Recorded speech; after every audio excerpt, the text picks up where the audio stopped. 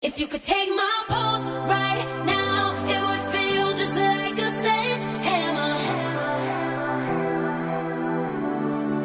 If you could feel my heartbeat now, it would heal. Então, como eu falei pra vocês, hoje a gente vai falar sobre o poder das palavras. E aí, o que vocês acham? Vocês acham mesmo que a palavra influencia todas as coisas na nossa vida? Influencia. Sabe por quê? Eu nunca tinha parado assim muito pra pensar sobre isso e depois eu andei lendo algumas coisas e assisti uma palestra exatamente sobre isso com a Elizabeth Pimentel, que eu até vou contar pra vocês uma historinha que ela fala na palestra que eu achei muito maravilhosa, mas no caso dela ela falou sobre o poder das palavras dos pais. E aí eu achei que era um tema interessante pra gente saber, né? Todos os dias a gente fala muitas coisas para muitas pessoas e em muitas situações. A palavra, gente, ela tem um poder muito grande em todos os sentidos. Por quê? A palavra ela é uma arma que a gente tem, né? Quando a gente está na faculdade, a gente escuta até muitos dos nossos professores dizendo que nós temos a arma mais poderosa do mundo, que é a palavra. E nós, todos os dias, temos a missão, enquanto professores, de motivar e de construir a vida dos nossos alunos através da palavra. Mas, às vezes, também acaba entrando em xeque quando a gente vai analisar algumas questões. Geralmente, a gente não pensa muito no que a gente vai falar em determinadas situações. E a palavra, gente, ela é o reflexo do nosso pensamento.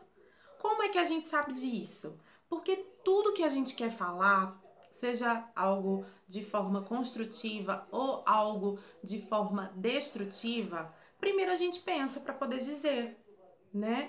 Por isso que eu li também uma vez, numa desses artigos sobre autoajuda, essas coisas, que quando nós estamos com muita raiva de alguém, nós temos que tomar a decisão de silenciar para depois falar. Por quê? Porque quando a gente está com raiva, a tendência é que a gente fale tudo aquilo que a outra pessoa não quer ouvir. E de repente, quando a gente fala tudo aquilo, a gente não sabe qual vai ser a consequência que vai ter para a pessoa que vai ouvir. E é importante a gente parar para pensar nisso, né? Às vezes a gente quis também dar outro vídeo que eu posso até falar para vocês. Quando a gente namora, quando a gente é noivo e até quando a gente está casado, em qualquer dificuldade que aparece, às vezes a gente prefere falar quando não deve do que silenciar. E a palavra que a gente profere acaba magoando a outra pessoa. E isso acontece em todas as outras situações da nossa vida. Então é importante a gente primeiro pensar para depois falar. E outra coisa que é importante também, meu povo, a gente tem que saber o que a gente vai falar, para que a gente vai falar, por que a gente vai falar e qual é a consequência que vai ter aquilo que a gente falou. Porque às vezes a gente não tem a intenção de magoar a outra pessoa, mas a gente está tão afobado ou a situação é tão rápida ou tão intensa que a gente foi lá e falou e nem sentiu. Então é importante que a gente saiba que tudo aquilo que a gente fala é reflexo do que a gente pensa, mas nem tudo que a gente pensa a gente pode expor, porque tem coisas que vão machucar os outros e tem coisas que são desnecessárias, mesmo que a gente pense. E como eu falei para vocês no início do vídeo, a historinha que eu tenho para contar para vocês é a seguinte: é a palavra que mudou a vida de um menino, que a Elizabeth conta na palestra dela. Havia um menino chamado Paul, numa cidadezinha pequena dos Estados Unidos, que morava junto com a família dele. E a mãe dele trabalhava o dia inteiro e ele tinha uma babá, que geralmente ficava nos arredores da casa para fazer as outras coisas, e ele ficava o tempo todo sozinho. E um dia a mãe dele comprou um telefone. E esse telefone era novidade naquele vilarejo, que era o único telefone que existia, e eles nem sabiam usar o telefone direito. E uma vez o Paul viu a mãe dele indo lá e dando 3 batidinhas no telefone e falando: uma informação, por favor? E a pessoa que estava do outro lado resolvia o problema que ela tinha e dava a informação que ela pedia. Um dia ele estava fazendo uma brincadeira e nessa brincadeira que ele tinha a palavra exceção. E ele não sabia escrever a palavra exceção. Daí ele lembrou do telefone. Foi lá e deu 3 batidinhas no telefone e falou: uma informação, por favor? E a moça que atendeu do outro lado viu que era uma criança, perguntou para ele: meu amor, o que você deseja? Ele falou assim: como é que escreve mesmo a palavra exceção?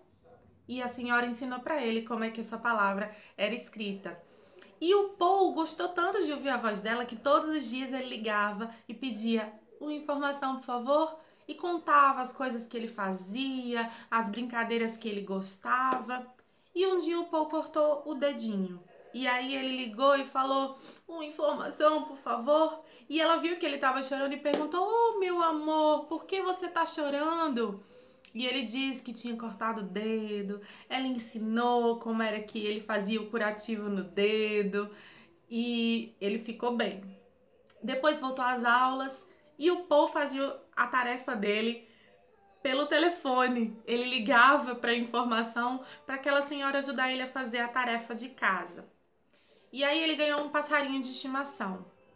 No dia que o passarinho dele faleceu, ele ligou para a informação para dizer que o passarinho tinha morrido. E ela ensinou ele a enterrar o passarinho numa caixa de sapato. E foi tudo muito lindo. Os anos se passaram, o Paul cresceu, saiu daquela cidade, fez faculdade.